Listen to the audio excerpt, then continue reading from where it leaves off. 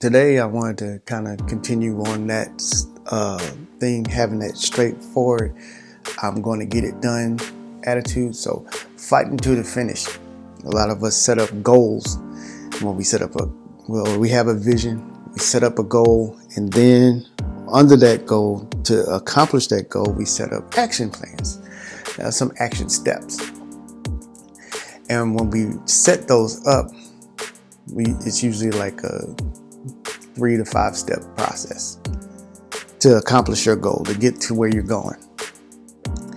If you made it clear, the action steps will be clear. And if you take those action steps, you will accomplish your goal. That's in a perfect world. Now, usually what happens, this is what my reality, this is what usually happens.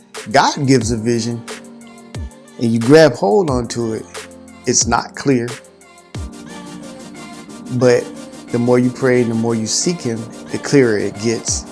You put your plan together to accomplish it. You put your goal, so you set up your goals. You have your vision, you set up your goals, and then your action steps come. How am I going to get from here to here to accomplish that goal? The more clear it gets, the easier the steps will be. And you can probably make more steps to have milestones. So as that's happening, you'll notice, since He gave it, there's going to be opposition. Now, opposition is going to come from within you and around you.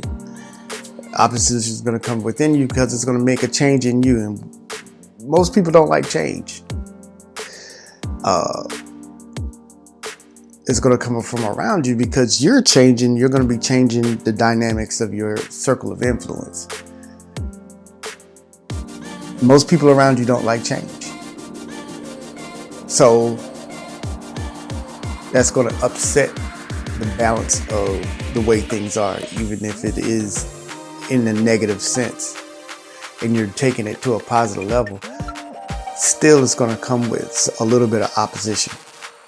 So what you're going to have to do is fight to the finish. And that's what I titled today's talk. Fight to the finish. All right. So first thing you're going to have to do, well, there's 3 elements 4. We'll make 4. One thing, and these are not in order, but these are just thoughts. One thing is you're going to have a commitment to see it to the finish. If it's a vision that you're going for, you can't stop until you see that vision as reality. It's not just here. It's okay. Say my little book tree. If you look at these things, if you looked at this little setup right here, I had it all on PowerPoint, and it looks about 95% of the way I set it up in PowerPoint. How I was like, I want these screens, and I want these screens, and I want this bookshelf. The books came, I don't know how I got the books. Got books. Books just come. So this table I look for, I got this chair right here, this one chair in South Carolina. I got this chair in Savannah. And they're from the same company, but God gave the vision, and I went and put it together. Staying committed to it, I was able to see it through. They only had one chair in Savannah, and that was okay. I was good with one chair. Look, I'm just one person right now, but I always wanted to have people with me, so I always was looking for that second chair. I was good with this one, and I didn't give up on that second one, and it just happened to show up one day. Same price, different store. Same look, same company. Which comes to this little cliche. Here, this is Christianese, okay? The one who gives the vision will also make the provision. So that's saying if you fall down, get back up. So be persistent, okay? This is what this is. So the first one was commitment. This one's persistence. If you fall down or slow down or run out of breath or take a breather, it's okay, but don't give up. Get back up. Even if there's nobody around to help you, look for a way, because the one who gave you the vision will also make a provision. Now, if you made your own vision and you're working on your own power, then you can do it. You make the provision.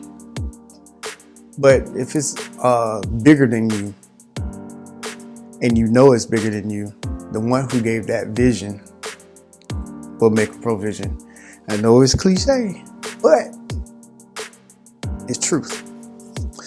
All right. So if you fall down and there's no one else around you to help you, don't just say, give up. Have you ever seen the toddlers, childcare? The kid will fall down, 1 or 2 years old, and then they hurt, and they know they're hurt, and they're just sitting there like,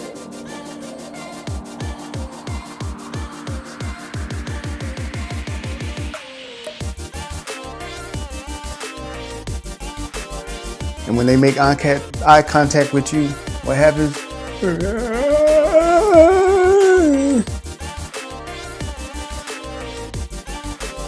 What happened is, like, if there was no one around, no one to feed into, hey, look at me, I'm down. If there was no one around, they get right back up and brush themselves out and be like, man, that hurt. Well, time to try to do it again. But when you have someone to feed into your situation, someone that's paying attention to you, even if it's a negative attention, we learn to be helpless. I can't do it on my own. I need you, which can hinder you. That can slow you down even further. But if it has impact, or if it has change in it, whatever you're trying to do, then know, without a shadow of a doubt, you're going to come up against opposition. And opposition might come in obstacles, might be coming people that you know.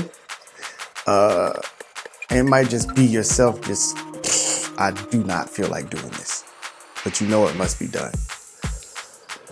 So